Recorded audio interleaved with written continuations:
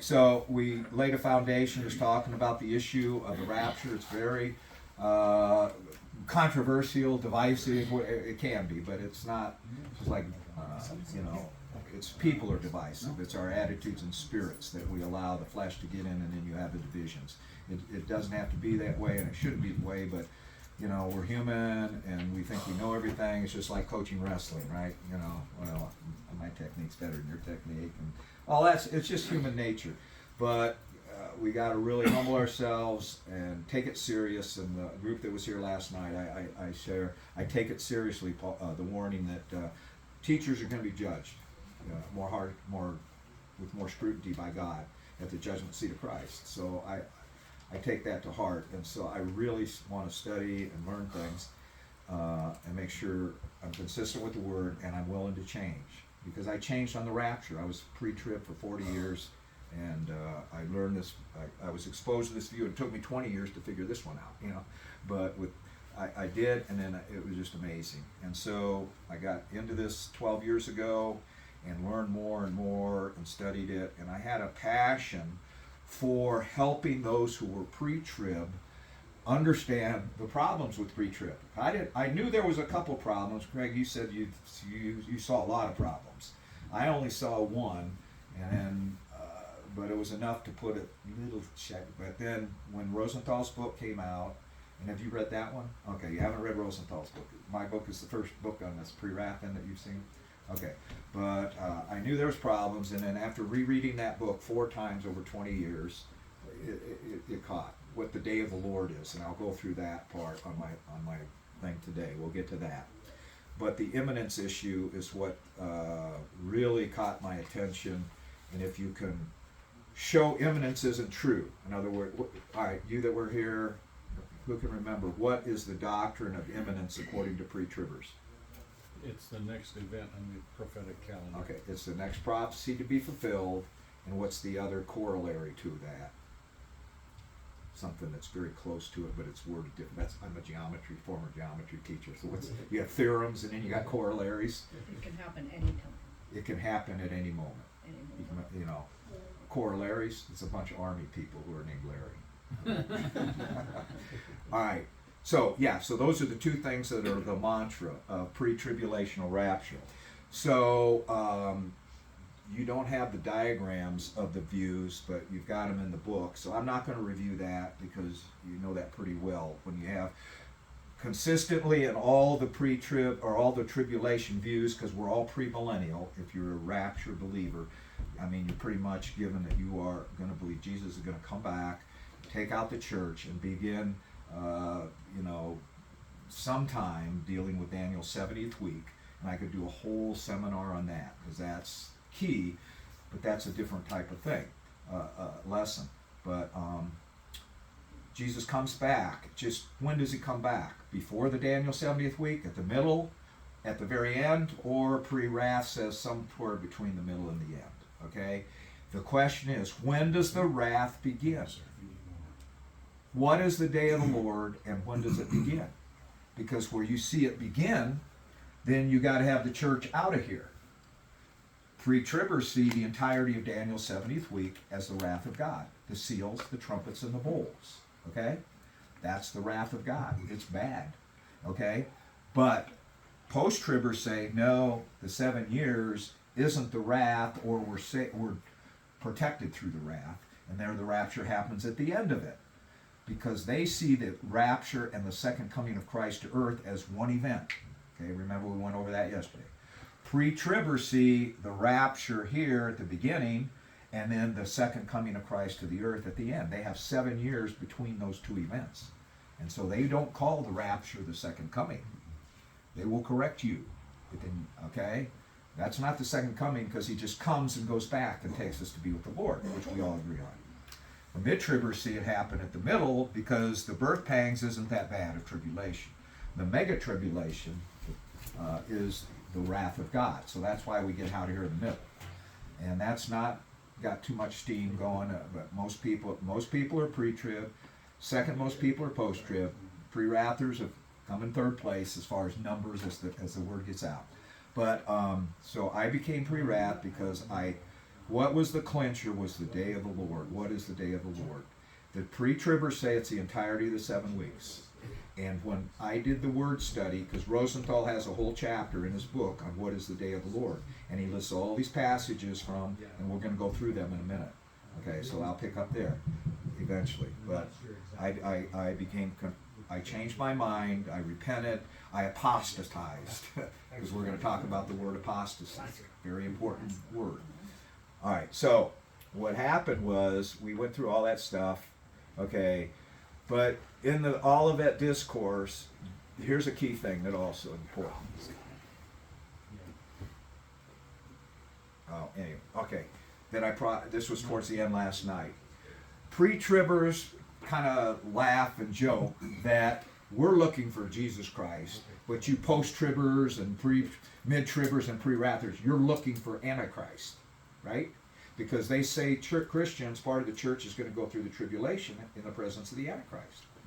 And so, but they say, and sometimes jokingly or pridefully, we're looking for Jesus Christ. You're looking for Antichrist, you know? And I had a friend do that to me. But then when you study it, we are told to look for Antichrist. This is one of the signs and prophecies that needs to be fulfilled before the rapture happens. So we are told in the Olivet Discourse, in the book of Revelation, Paul in Thessalonians tells us to look for the Antichrist. The man of lawlessness. And so this is something that they pridefully say because they're locked in on it. Christ comes before the Antichrist. And that's what Alan Kirshner's book is all about. It's called Antichrist Before the Day of the Lord.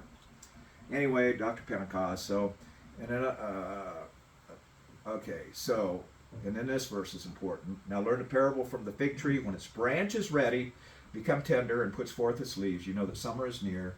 And even so, when you see all these things that he's talked about earlier in chapter 24, 1 through 31, when you see those things, then you know he's near. That's when it becomes imminent. And the biggest thing of all is the abomination of desolation, the presence of the Antichrist, and the tribulation stuff. When we're going through that, and it's different from any other tribulation in the history of the world. We've had lots of tribulation. You have war, world wars, and all that. It's bad. But the granddaddy of them all is the Great Tribulation, the megathlipsis that he mentions. And when we see that stuff, then we know he's near. All right, real quick. Just an interesting thought that I've wrestled with for a long time is that Hal Lindsey, with the generation of the fig tree, yeah, was pre-trib, and so it's almost like a contradiction. You say when you see all these things happening, he's imminent. Yeah, and yet. Yeah, we'll talk about Hal in a few minutes. Yeah, okay. And another thing for you two that weren't here yesterday, I have a screen where it's a kind of a disclaimer. I'm attacking theology. I'm not attacking individuals. I'm talking about Dr. Walver, Dr. Pentecost, Dr. Roberts, I think, was there. Hal Lindsey. I bring up names. Some of these were my professors at seminary. I respect them greatly, but I don't attack them personally. I'm not saying they're stupid or whatever, you know. But I disagree with this one theology. We agree on more than we disagree. But this particular one, which I think is important, and it turns out, I'm speculating here, but I say this out of what I think I know, the pre-trib attitude and belief creates an indifference. Because it's, oh yeah, that's nice. We don't have to go through that stuff.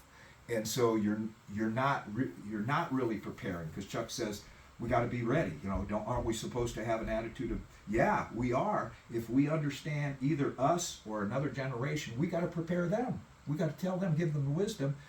Get ready, you know, things aren't going to, you know, we don't get out of here early. But anyway, so we're looking for these events, which include the Antichrist. Okay, now's when I begin this thing that was the main structure of my book, and this deals with the issue of imminence. And this came up to me after I became pre-wrath. I'm sitting there, I'm a former math teacher, very logical, and I was sitting there thinking, well, they claim it's the next prophecy to be fulfilled. Well, I wonder what the last prophecy to be fulfilled was that makes the rapture the next. You know, I was sitting there and I said, so I started thinking, when was it, or what was the date of it? Was it 1948? Was it the Civil War? Was it World War? Was it during the plagues? Was it during? When was it? Was it back at the time of Christ? When did the rapture become imminent? And I was sitting there thinking, yeah, well, I got to think this through. So I started thinking it through, and then because if you make the claim that the rapture is the next prophecy, there has to be a prophecy before it. And so I had to work it out myself, because here's part of their mantra: no prophesied event must take place before the rapture. The pre-tribulational rapture position claims, so I asked this question: what was the last prophesied event of the Bible which makes the rapture the next one? And as a math teacher, I started thinking on this. This came to my mind. If I'm on a number line and I say 7 is the next number, well, what's the previous number that makes 7 the next number? There has to be a number. Is it 1? No. Is it 2? No.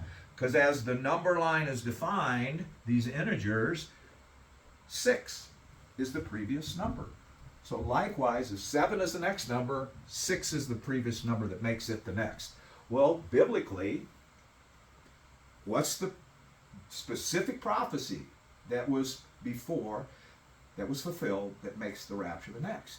I said, well, yeah, it's interesting. So then I worked through it and figured it out myself, but then I said, I need to ask this question to pre-tribbers, because they're the ones that are making this claim.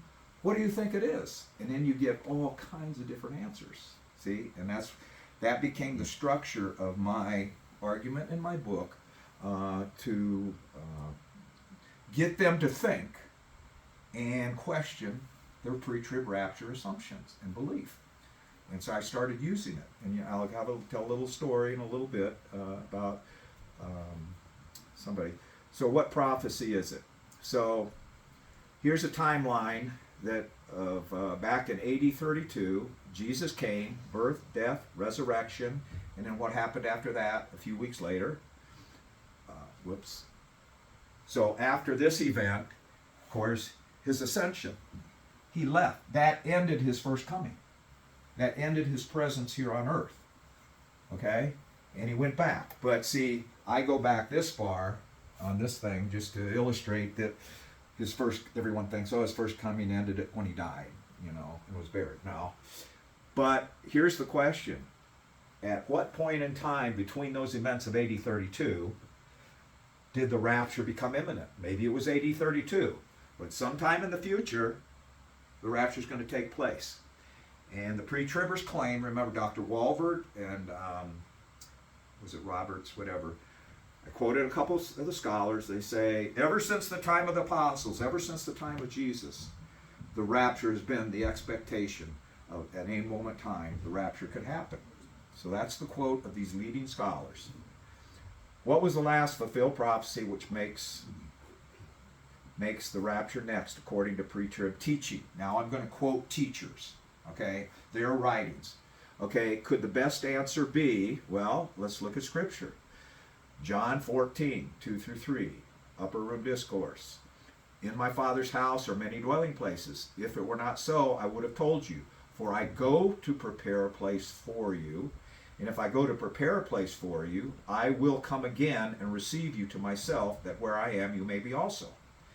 Everyone agrees, pre-tribbers, post-tribbers, pre-wrathers, he's talking about the rapture here, right? But notice, in the upper room, he says, I'm going to go. Do they all agree that that's a reference to the rapture as Yeah. opposed to the second coming? Well, no, to the rapture, because he says this, I will come again and receive you. Okay? The receiving of us is the snatching up and taking us to heaven and take us to my Father's house or many mansions. So this is a rapture passage according to all the pre-tribbers, and I agree with it, okay? And this word here is erchomai. It's not parousia. So it's a different word than is often used, written in the epistles about the coming or the presence. So, but in the context and according to pre-tribbers, this is a rapture passage, okay? Even though it's not parousia, it's I'm coming. Erchomai means to come, and that. So, but so the point is, he's going to go. He's going to leave. The question is, he said this at the Last Supper and mentions leaving. which took place when? All agree it's at the ascension, a few weeks later, after he was crucified and resurrected. He promises a second coming. And again, we went through this Acts chapter 1 passage. When he did ascend, the angels told him he's going to come back the same way. Okay, so some say that his second coming has been imminent ever since his ascension. Okay, others will say, no, that's not true, because that was a prophecy. The point is, there was a prophecy of his going, right? But others say, no, that's not right, because there's another prophecy in the Bible that came after his ascension. And what was that? Well, Pentecost. When did Pentecost happen? A few weeks after his ascension. Because remember, he told them, go to Jerusalem and wait for the power and all that. That happened, 50 days afterwards? Something like that, a few weeks, right? So there was a prophecy. It had to be fulfilled before the rapture could happen, okay? Jesus said, it is to your advantage that I go away, for if I do not go away, the Helper shall not come to you. But if I go, I will send him to you. But when the Spirit of truth comes, he will guide you into all the truth. This event happened still in AD 32, but it was after. So I asked these scholars, these pre-trib scholars, when did the rapture become imminent? And they think and they say, oh, yeah, the ascension. And I say, okay, that's a good thing, but guess what? There's another prophecy after that. Oh, yeah, I didn't think of that. So what am I doing with them? I'm challenging their presuppositions. Their belief. Yeah, it's to them it's a belief, it's a conviction, it's true. It's not just it's a scriptural truth, but they think it's the real answer. And so, if the person that answers that, it's just like a trial. That's why my book is Imminence on Trial.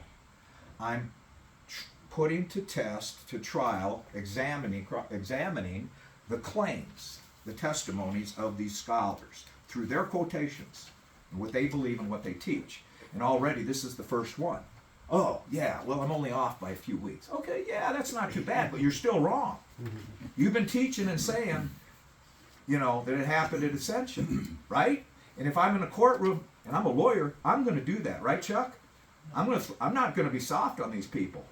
I want truth, and I want to win for my client, but I want truth more than anything. So and I want that jury to understand, this guy's got problems with what he's telling you. It's a false testimony. Is this guy reliable? Is he a credible witness? Okay? So I point this out, and they'll have to say, oh yeah, oh yeah, you're some great Bible scholar, but you don't even know the answer to that question. And you're making this claim that it's the next prophecy, and you don't know that prophecy. In fact, for those two that were here, Tommy Ice, who was leading scholar on it, I asked him that question after a debate. I went up to him after the debate, and I said, Dr. Ice, when did the rapture become imminent? And he said, I don't know. And I thought, of all people, he should know. He's the leading scholar in the world, leading the pre-trib. But he said, I just think the Thessalonians teaches it. Well, so that, I didn't get into an argument, as I told the group the other night. Okay, so this was fulfilled at Pentecost, still in AD 32. So now we have a timeline that we can create from remember the original one was after his death, burial, and resurrection. Then we've got the ascension and the Holy Spirit, which is still AD 32. If we give them a little slack, say, okay, yeah, you're still okay, but they're at this point, the pre-tribbers saying, okay, yeah, so the rapture has been imminent ever since then. That was the last prophecy to be fulfilled. Many pre-trib teachers say there is no prophecy that has to happen since those two events. Okay? All right, you've already put, little dent, but is this true? Well, are there any other prophecies to be fulfilled after AD 32 that are before the rapture? So that's a question facing us now. Well, John chapter 21. Everyone knows this passage. You probably had it preached to you 20 or a dozen times, right? Where Jesus comes up to Peter, do you love me? Do you love me? Do you love me? You ever had a sermon or taught on that? Yeah, of course we have. But you stop at verse 18 and 19. You don't go on and read the context, the next thing that comes after this. So after Jesus had said, do you love me? Do you love you? Feed my sheep, feed my sheep. Jesus says to Peter, and this is in his resurrection, Truly I say to you, when you were younger, you used to gird yourself and walk wherever you wished. But when you grow old, you will stretch out your hands, and somebody else will gird you and bring you wherever you do not wish to go. Well, what's he talking about? You know, this isn't the way we talk, you know. Well, fortunately, John goes on and puts this in and gives us a little commentary. Now this, he said, Jesus said, signifying by what kind of death he, Peter, would glorify God. And we know that now from hindsight that he was supposedly crucified upside down. Yeah, that's a pretty tough way to go. But notice what is going to happen to Peter's life. In this prophecy that Jesus made in AD 32, when you grow old, you're going to die. All right? You're going to die in a way that you don't want to die. Now, how does that tie in with what I'm trying to tell you? Rapture can't come before he dies. Say it. Rapture can't come before he dies. Okay. Peter has to be living and be raptured. Dead people don't get raptured, they get resurrected. And that's what will take place at the same time as the rapture. But Peter is going to be alive, and he's going to what? He has to grow old. At this time, he's, I'm guessing, but approximately 26 years old or so, you know, okay? He's a young man. He wasn't a teenager, but he was a young man, so he's in his mid-20s. But he's going to grow old. Now, that may be 10 years, 20 years, 30, we don't know, you know, because they died younger then. But the point is, he can't be raptured because he's got to die. And now, okay, we'll cover what the pre-tribbers, how they respond to this. Do they have any arguments against this to try to rebut this? Yes, they do, and I'll bring that up later. So we don't have to ask that question right now. Jesus tells Peter he will die as an old man. Is the rapture the next prophecy to take place after Christ's ascension and the Pentecost after AD 32? No, Peter has to live and be an older man and then die first. Now later, as we know in the book of Peter, Peter wrote some two epistles there, 1st, 2nd Peter, which in the second one was AD 65, 40 years later approximately. And it says at the end of his life, because here's what he wrote in, I think this is chapter 1. I consider it right, as long as I am in this earthly dwelling, to stir up by way of reminder. So he's writing 2nd Peter to the same people he wrote 1st Peter. He wants to remind them that knowing that the laying aside of my earthly dwelling is imminent. So what's pretty soon coming down the road for Peter? He's going to die as an old man, just as our Lord Jesus Christ has made clear to me. What's he referring to? John chapter 21, obviously, right? Makes sense? This is good Bible, scripture, interpreting scripture. Makes sense. He knows he's about ready to die because Jesus told him he was going to die. Can the rapture happen in AD 65 at this point? No, he's still alive. Peter knows he has to die. He's not going to get raptured. Now relate this to what we talked about a little bit last night. Who was here last night? Okay.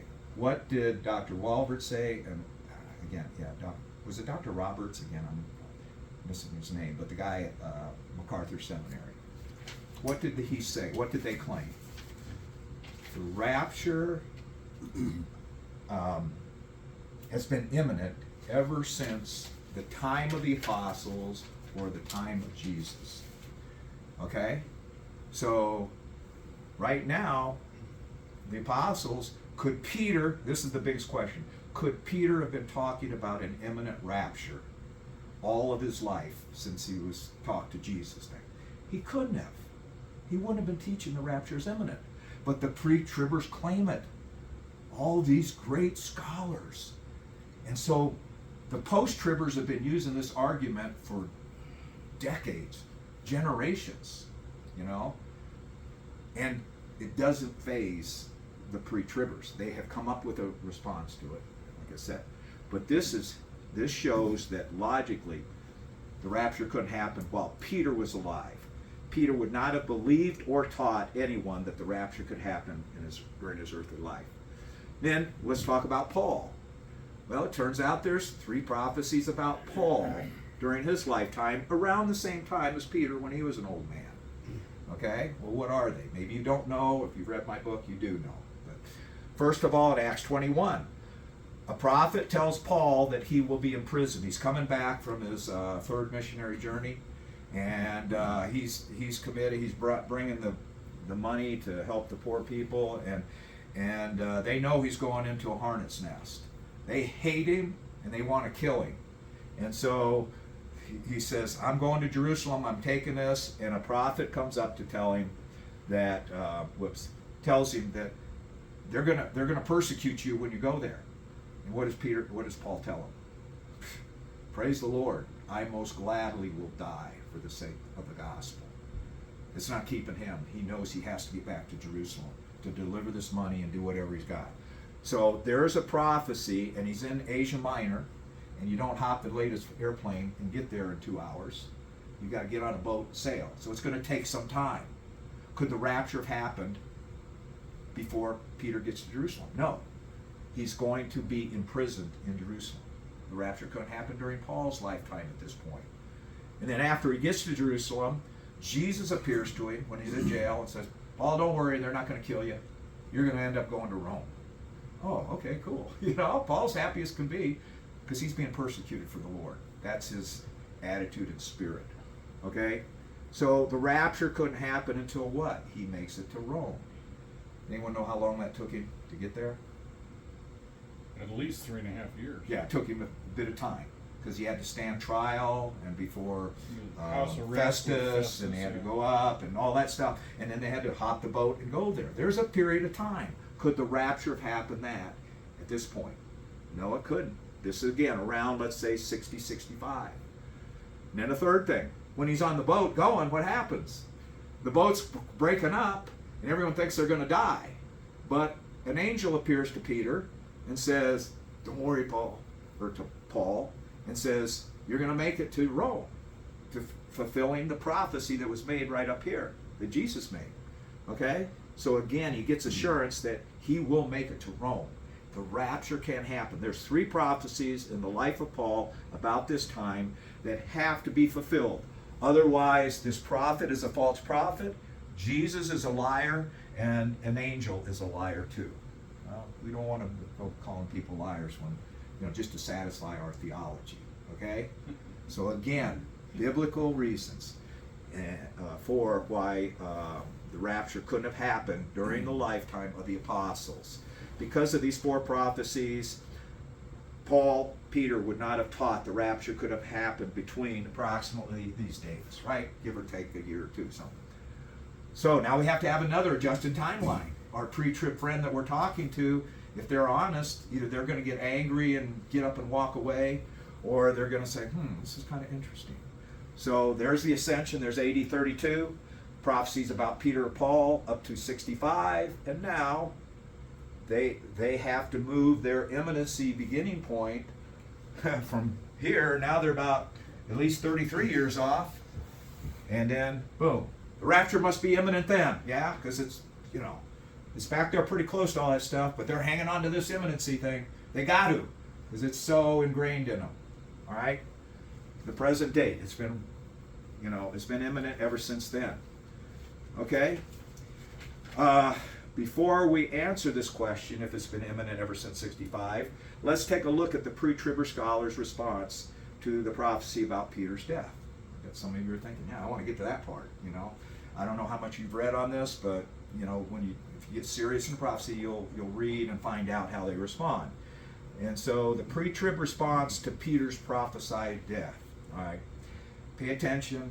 It's going to take a little focusing. I'll help you out on this.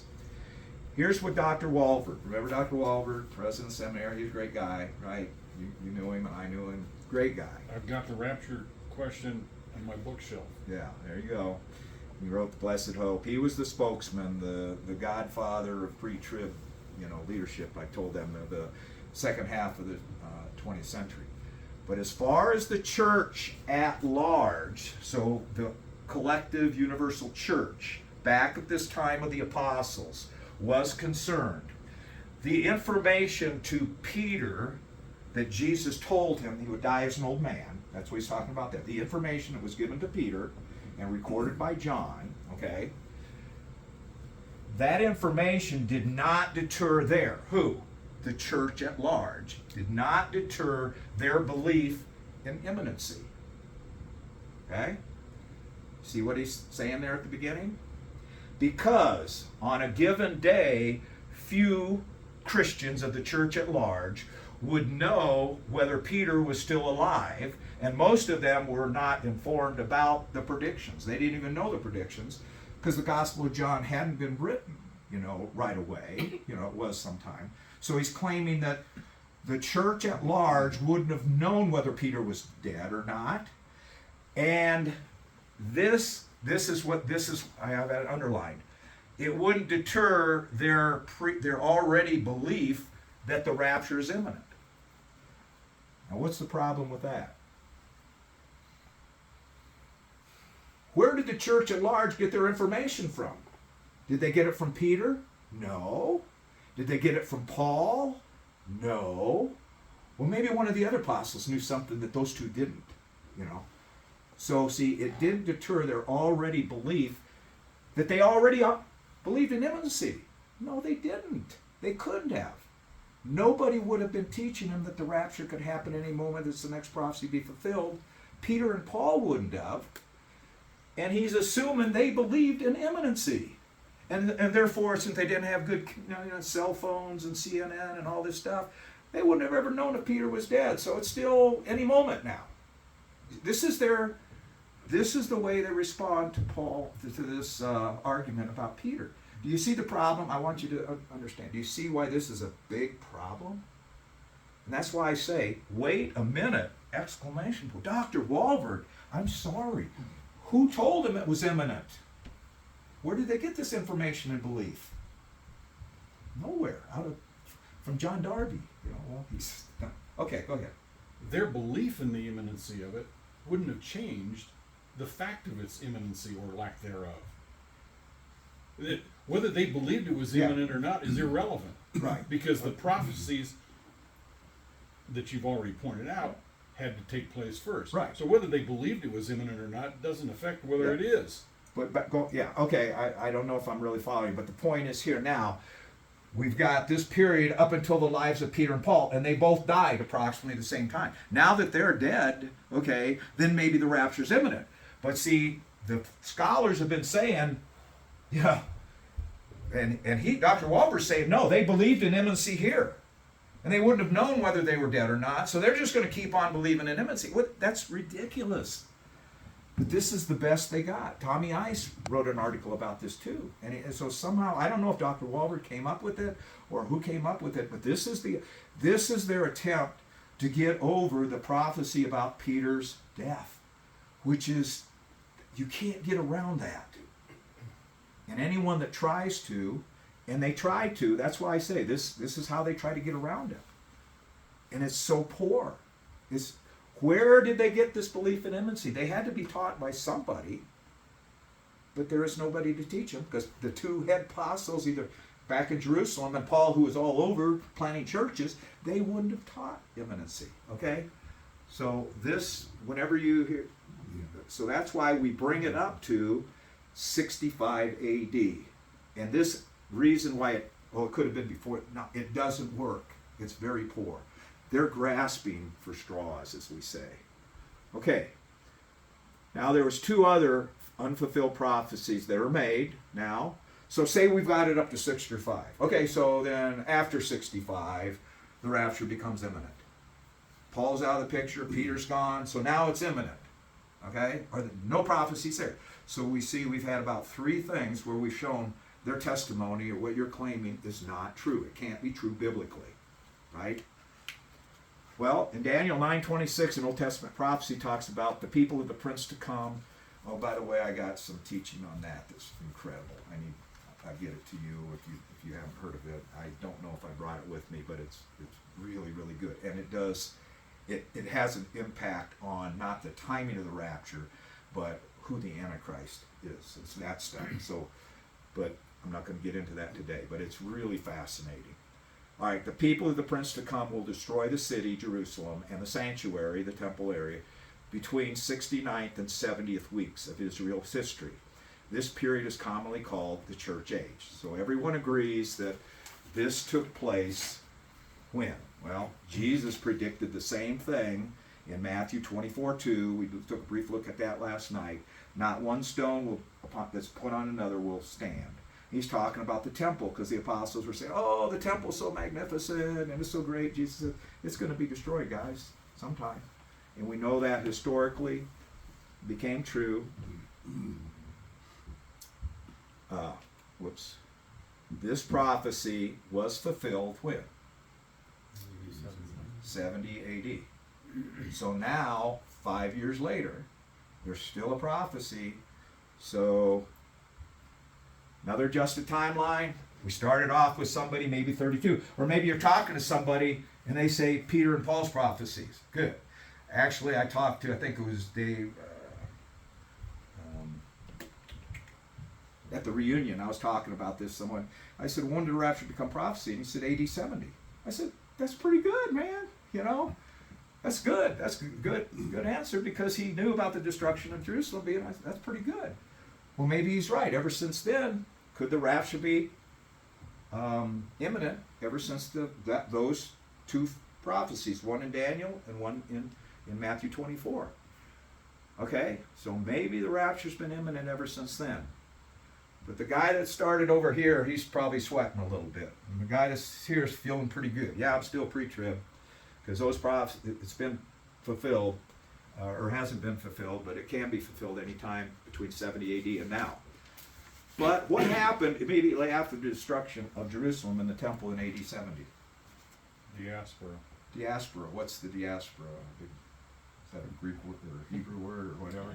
What was that? The dispersion of the Jews throughout the whole world. Yeah.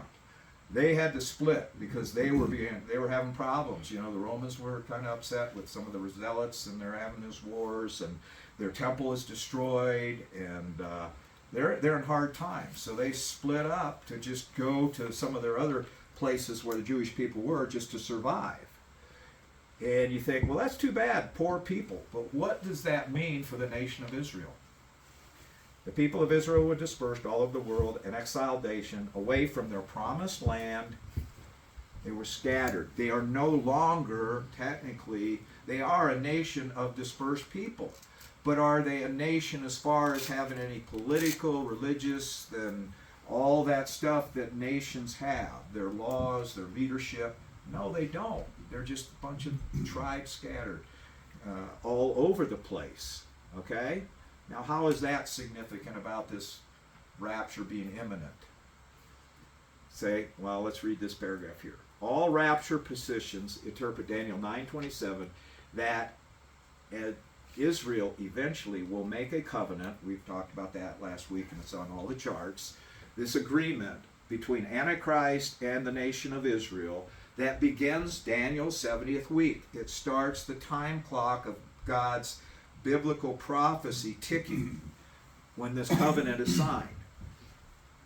Pre-trib teachers say this ends God's plan for the church, so the rapture must take place near the time this agreement is made. Okay?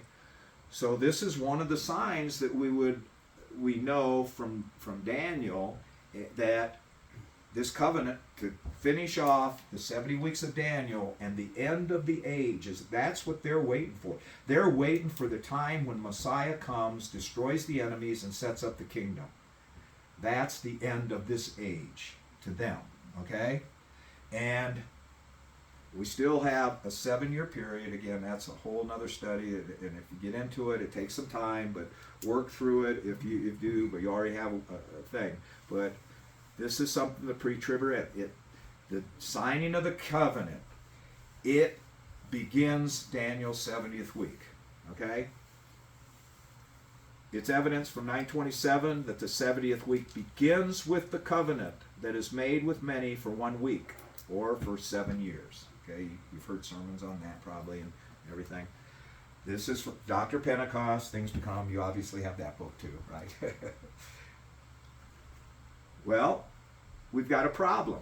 If Daniel's 70th week begins with the signing of the covenant, it has a problem. It's like this little boy's got a problem. And yeah, pre-tribbers have a problem. What do you think is the problem?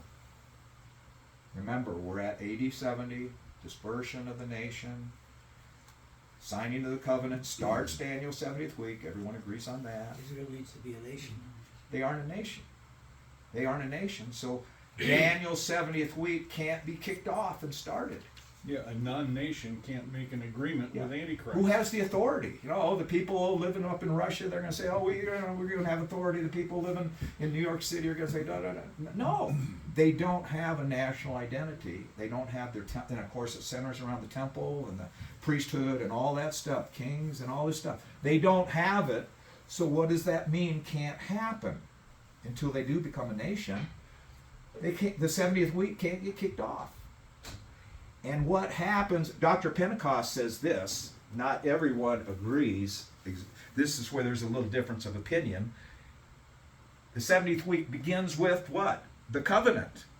A lot of pre-tribbers, and if they're smart pre-tribbers, they don't hold to that. And I'll tell you what they believe. They believe in the gap theory. I'll tell you what that is in just a minute.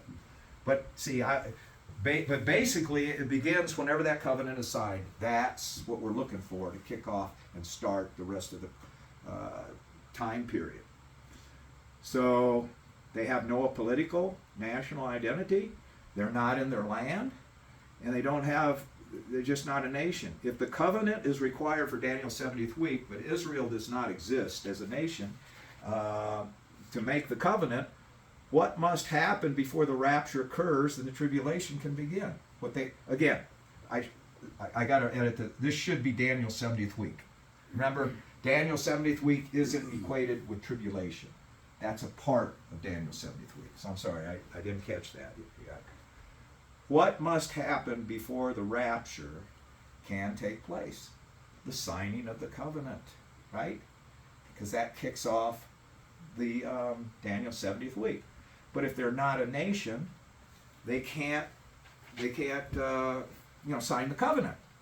Well, now here's where it gets kind of it's sad, but it's sad from a truth perspective. Two leading pre-trib scholars admit to these facts that they need to be back in the land, but they do not see the contradiction with what they teach about the present day imminent rapture. Well, who are they?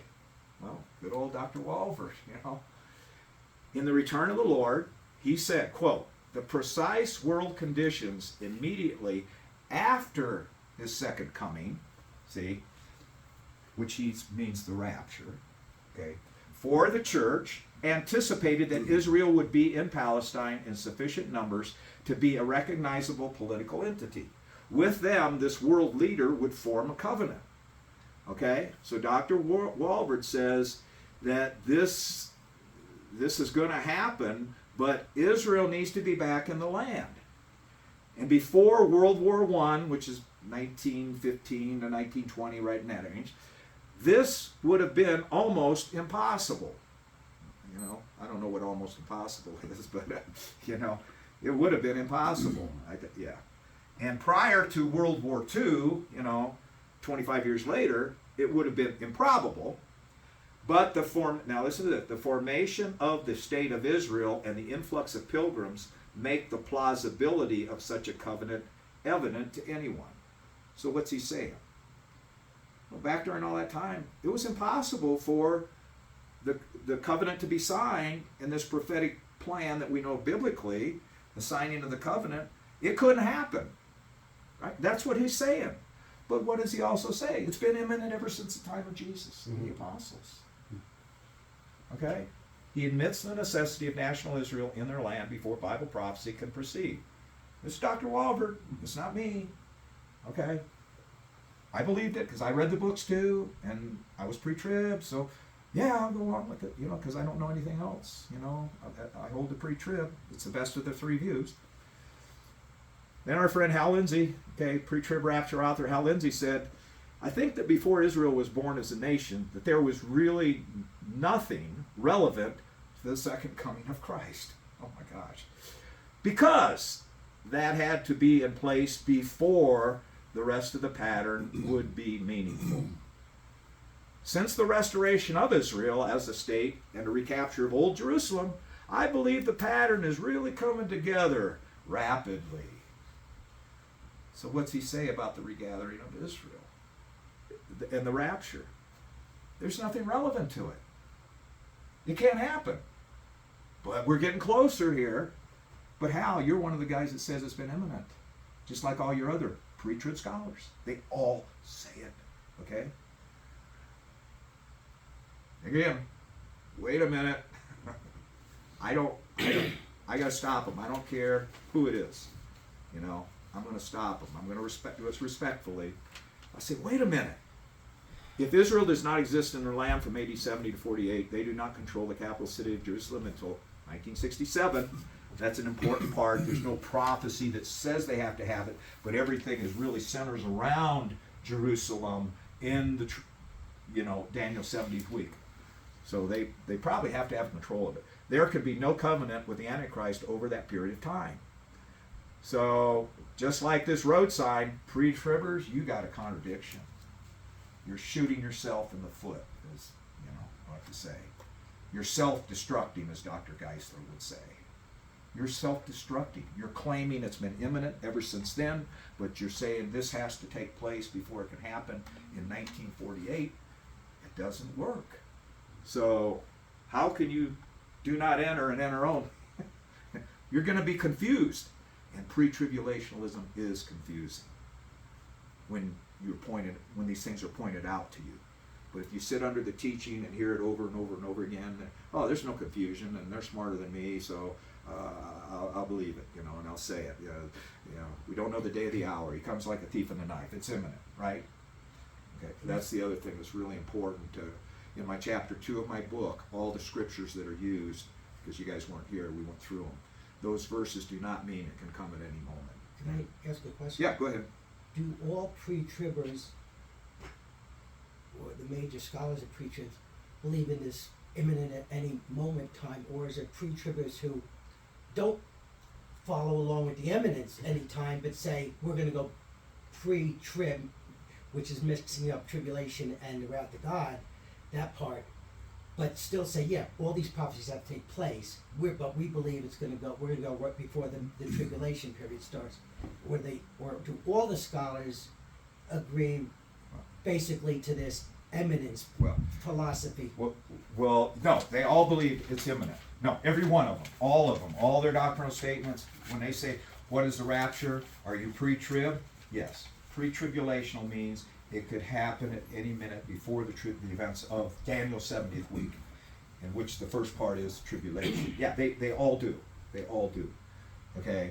Because the Antichrist is on the scene at that time, and God forbid that any Christian is going to face Antichrist. They say, no, we're not going to be here, because they understand Daniel 70th week, the entirety of it. If you look in your book, remember the diagram, the entirety of it is the wrath of God. And we aren't destined for the wrath of God. But they define it, and that's why we get to the day of the Lord, and I'll put a nail in that coffin. Okay? But no, this is what they say. That's why I quoted different ones, and you could go on and list all of them. Whether it's John MacArthur or they all say it's imminent right now, and it always has been ever since. But see, some of them might say the destruction of the temple, like Dave Pratt told me. Yeah, Dave, you're pretty sharp.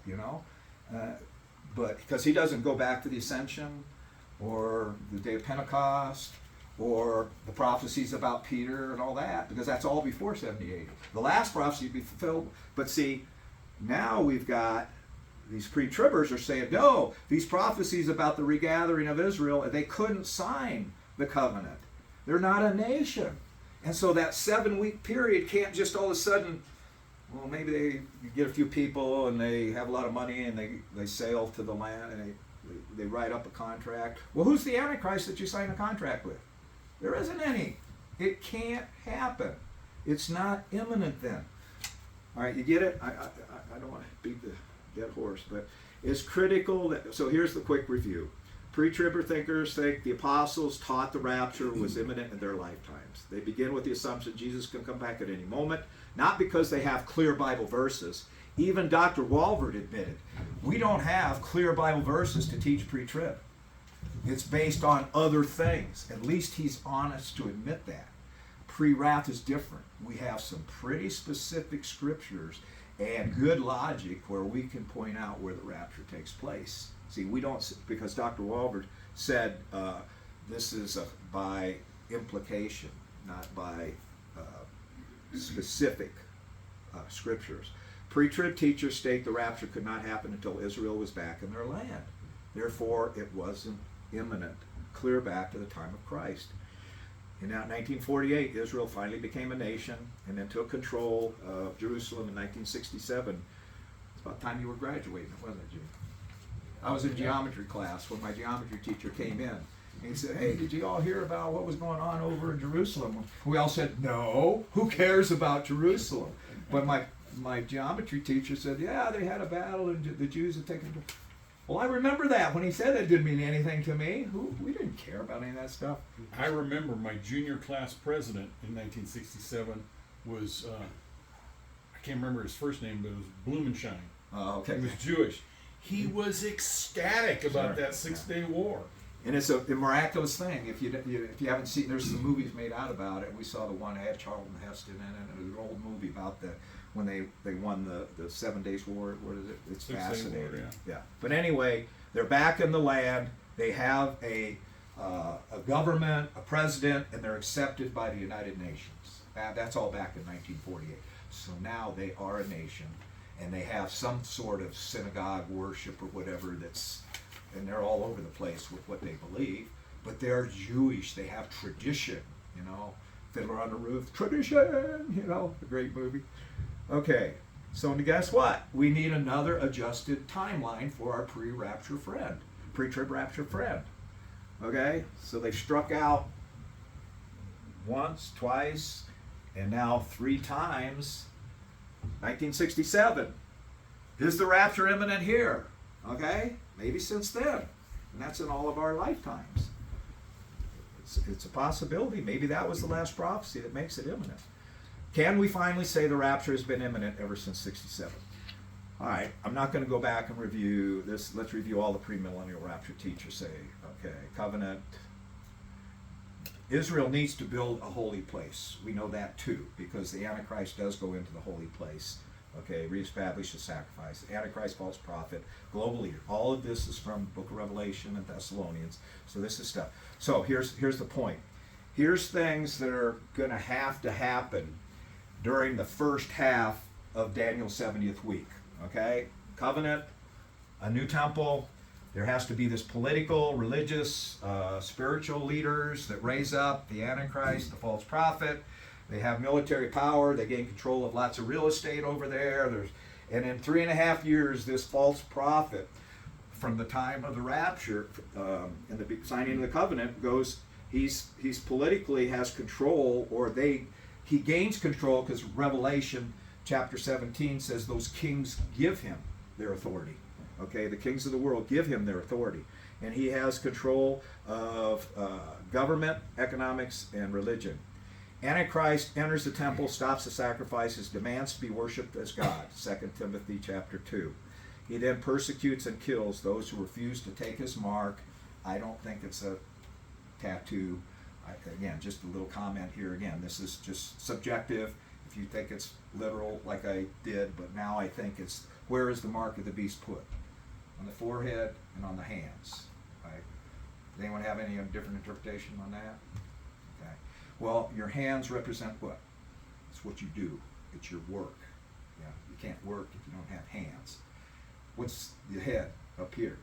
What you think, what you believe, your intellect, your will, your choice, your belief. The people who are committed and believe and also are working for this Antichrist character and his kingdom and his purposes, they are committed. That's the mark of beast. You'll be able to see them and recognize them through what they are doing, not because they got the 666. But that's, again, different people have different views. If you believe it's literal, it still could be. That's, again, speculation. I'm not dogmatic on that by any means. You'll see why in just a minute. I have a little joke coming up. So first, here, is it reasonable? Now, at this point in my argument, as you see in the book, I say, is it reasonable that after 67 until today, there could be an Antichrist person who can fulfill all those prophecies that we just listed in 3.5 years? From right today, is it possible that a covenant could be signed And this guy that signs a covenant in 3.5 years goes into a temple that doesn't exist in Jerusalem and shuts down the Jew sacrifices, which they aren't doing right now, and steps on the scene and says, worship me as God. Is that possible in 3.5 years from right now? So what would that make it? That would make it in 2028, about January of 2028. That's what would have to happen if pre-tribulationism is true, because that's what happens in the first 3.5 years. You know, wars and rumors of war. Well, yeah, we got some wars. We got all this. We got a lot of that stuff that's been going on. But see, that's why people say, oh yeah, we're getting closer, because see all that stuff. And that's okay, but that's not what we're really supposed to be looking at. What are we supposed to be looking for? What did we say earlier? This is the key. The Antichrist. The covenant with the Antichrist that Israel makes. Okay? We're looking for that. Then we start, it's starting to happen. Okay? Who today could sign a covenant with Israel which would fulfill these prophecies? Who today could in 3.5 years get the world to abandon what they believe in and confess him as God, but kill anyone who refuses? Well, by the way, let me just mention here, if it doesn't come up later, we'll talk about the apostasy must come first, as Paul wrote, before the day of the Lord comes. I personally think that's what this is. The apostasy is the abandoning of the whole world. If they don't do it, they're going to be forced to do it, or they're going to die, to give allegiance to this Antichrist guy. Everyone gives up. They're going to give up their Buddhism, they're going to give up their Christianity, they're going to give up their Islam, their Hinduism, their atheism, their Judaism. They have to give up everyone, because this is going to be a one world thing. And if you don't go along with it and give up what you believe and worship this guy and honor him as he says he demands in 2 Timothy or 2 Thessalonians 2, going into that temple, they're after you. Okay? So that's what I believe is that apostasy has to come first.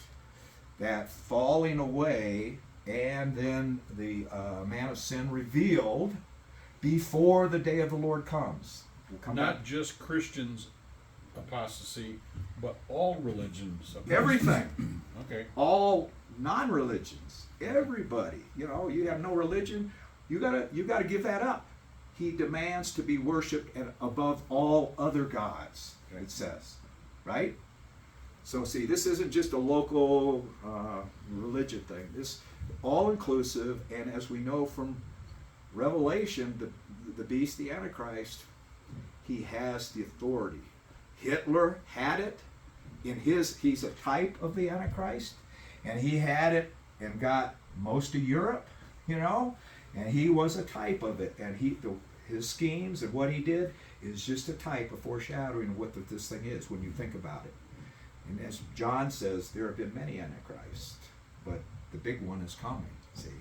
And as I say, Hitler, who is a type, and he was nasty, and we all recognize him as the worst person ever to live, and what he did, and keep in mind, he also was trying to exterminate the Jews, which is what Satan's plan is, but he was getting, everyone has to apostatize from what you believe. And if you don't start serving me and working for the Third Reich, you're done, you're toast. Whether nations did it, like some of the nations did, were forced to, or they willingly, Hitler, or Mussolini went along with them. Austria, you know, Sound of Music and all that stuff. There's another great movie, but anyway, I'm getting sidetracked. Okay, who? Is it unreasonable that in 3.5 years from today that all the governments and religions of the world would yield to control of one individual and worship him as God? Is it unreasonable? I think so. Okay. Thank you for those nods. I'm glad I'm not the only one who thinks that.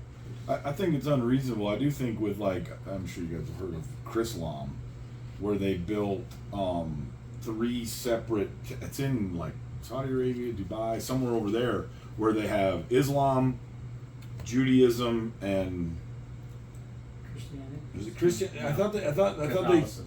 Catholicism. That's it. That represents But but they have a actual 3 temples now, or whatever they call them, to bring all those religions together. Yeah.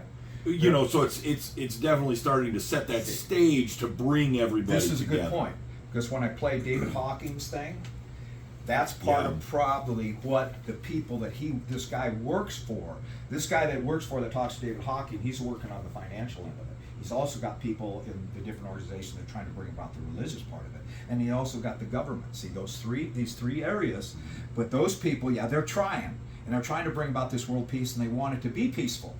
But see, they don't know what's going on behind the scenes. David Hawking told him, this is all Bible prophecies being fulfilled, but he didn't go into it about.